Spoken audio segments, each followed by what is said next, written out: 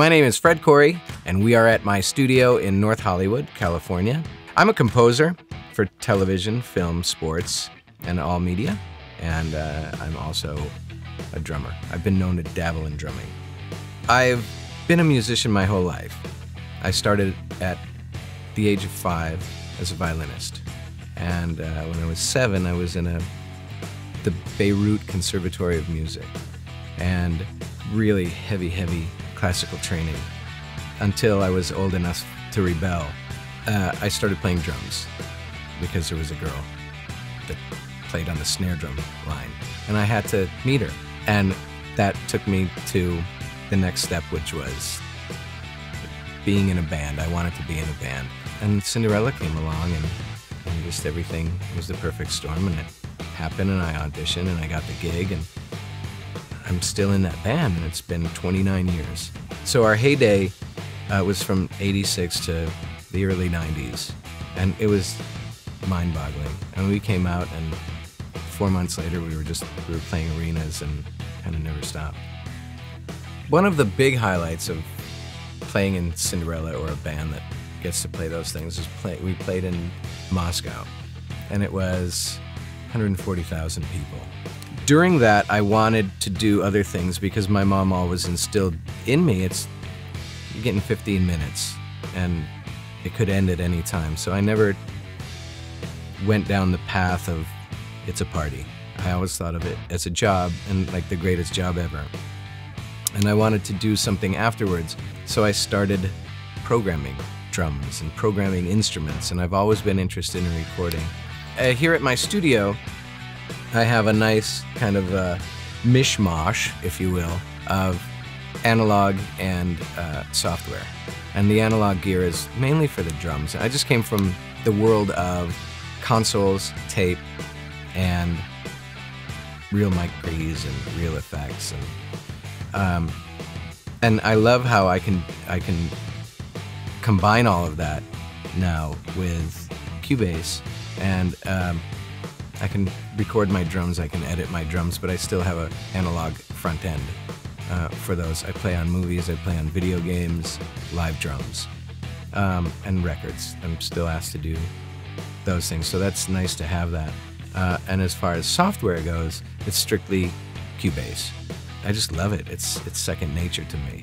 It's super easy to use. For sports teams, I do what's called sonic branding. The Los Angeles Kings, it's my 9th year with them, so I give them a trademark sound. It's interesting because you have to control 18,000 people inside and keep the energy up and kind of have that whole thing going. And then you also have to tie it in with television, with the commercials.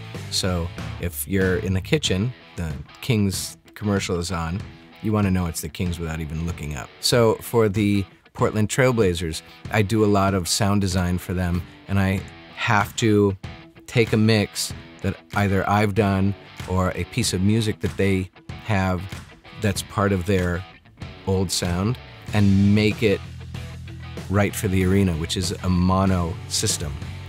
But it also has to go out to television, which is stereo. So I just do that all in Cubase. I don't have time to go to another program and try to do anything there. I have everything I need, every tool inside of Cubase to make that happen. And that's for speed and quality. You will not find anything that works that good, ever. I have a sonic bar that has to be met just because I did come from that world of tape and using tape saturation and setting my machine to different types of tape. That's a whole art that is gone now. But I wanted something that sounded great where you had the headroom, you know, the top end and the low end and everything in between. And Steinberg has that. And I have listened to other things, and some other things sound good, but some good isn't good enough. I want to hear everything. I don't want it to color the sound in any way at all. And some different softwares do have an engine that will color it. And some people can hear it. And that's why I've chosen this. It's really transparent. Some of the features that I can't live without that are built in are vocal tuning.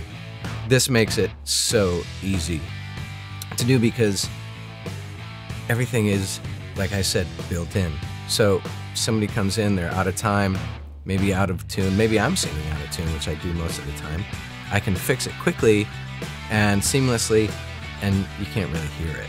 As far as drum editing, you should hear me play. It sounds like a pair of sneakers in the dryer. But when it comes out, after this thing, I sound like Jim Bonham, John Bonham's brother. Not quite John, but this thing just makes it perfect. It's such an easy editor, and I have had some sessions in here that were quite problematic, and they came out sounding solid.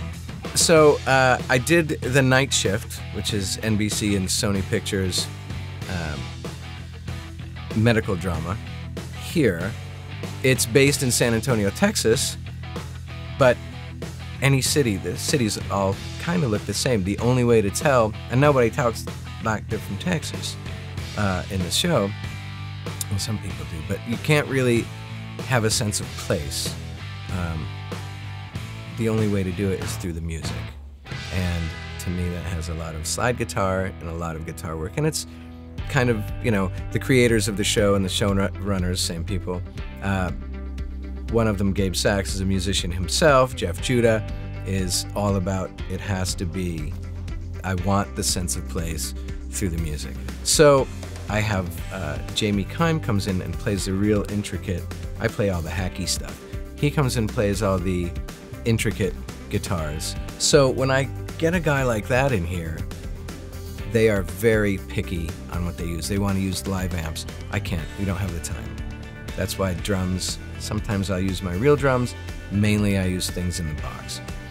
With guitars, I've used a bunch of different hardware boxes, and then I pulled up the amp rack that's built in.